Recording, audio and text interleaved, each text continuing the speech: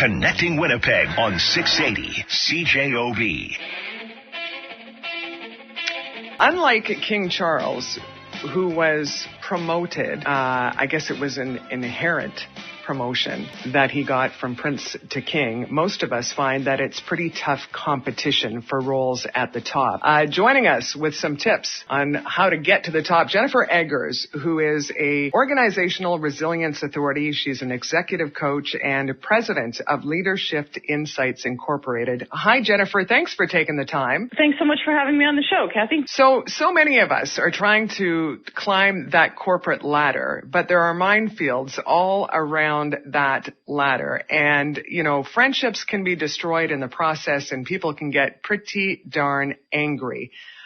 So what do you do if you were trying to move up in your field, but you've got some pretty ruthless competition that you have to battle? Yeah, excellent question. I mean, the first thing I would say is you have to figure out how decisions are made. So when we start to get towards the top of an organization, usually promotion decisions are not made by one person. So we need to figure out who's in the room when those decisions are made and then build relationships with all of those people, even if you don't have really anything to do with them in your day-to-day job. But what if, Jennifer, you find that, okay, you're trying to build these relationships, but there's some game playing that is going on. And I think there are many who are listening today that would say, oh yeah, take a look at my workplace. Lots of game playing going on. And that's everywhere. I mean, that is absolutely true. And, you know, some people are really good at those games. I happen to not be. So, you know, I think the closer that you have relationships to where people know you, they know who you are authentically, and they know what you're working on, the more likely you have of those people speaking up on your behalf in that room when those promotion decisions are being made and you're not there. So the games are tough. I mean, there's no doubt about that. Well, what we try to do is advise people to really build those relationships so they can preempt some of that. Well, and I'm glad to hear you're not a game player because neither am I. Hey, I'm great at Monopoly, but these kind of games I'm Exactly. terrible at, right? How do you win, though, if you're not willing to play the game? I mean, yes, relationships, but what else can you do? Well, I think a lot of it is, you know, really taking a genuine look at what you need to work on in order to get to that promotion. And the more people that you ask for help, the more people that you ask for advice, the more people that you let them know in a very humble way that, you know, you want to get to this particular role and you want to know what to work on. You want to know, you know, what are their thoughts and what can you learn from them? It's of course part of building those relationships, but it's also expressing a desire without coming across as entitled or trying to rush it. But it really needs to be a very authentic inquiry around, you know, how can they help you and what can you learn from them? What about narcissists in the boardroom? And I'm looking through the radio right now and I can see a few heads bobbing up and down going, oh yeah. They certainly have ways of helping themselves get ahead, but you know, what do you do if again you're not willing to play the game and those tactics aren't what you're all about?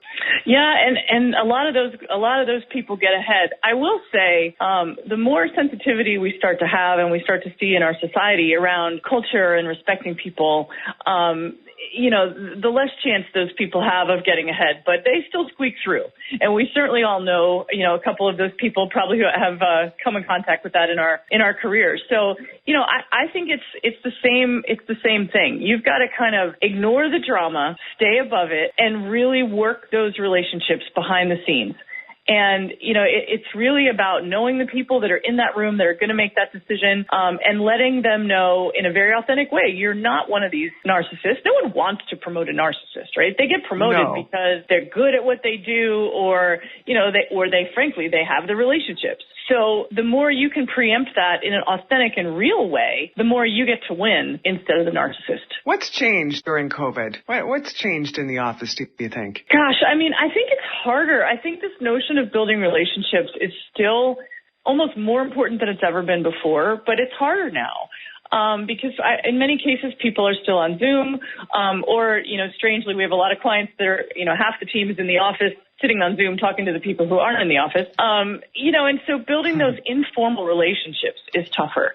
And I think you've got to be really intentional I think it's more important now than ever to pick up the phone and reach out, even if you're just leaving someone a voicemail saying, hey, I'm thinking about you. I wanted to check in on something. Let me know when you have a minute.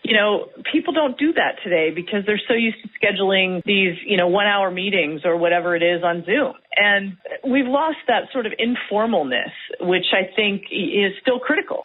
I agree. And I don't know about you, but I'm tired of Zoom calls. I think we're all tired of Zoom calls.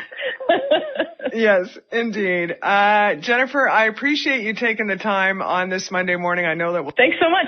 Have a great rest of your day. You bet. Jennifer Egger is president of LeaderShift Insights Incorporated, and she's also an executive coach. So don't play the games. It's not going to get you to a win in the end.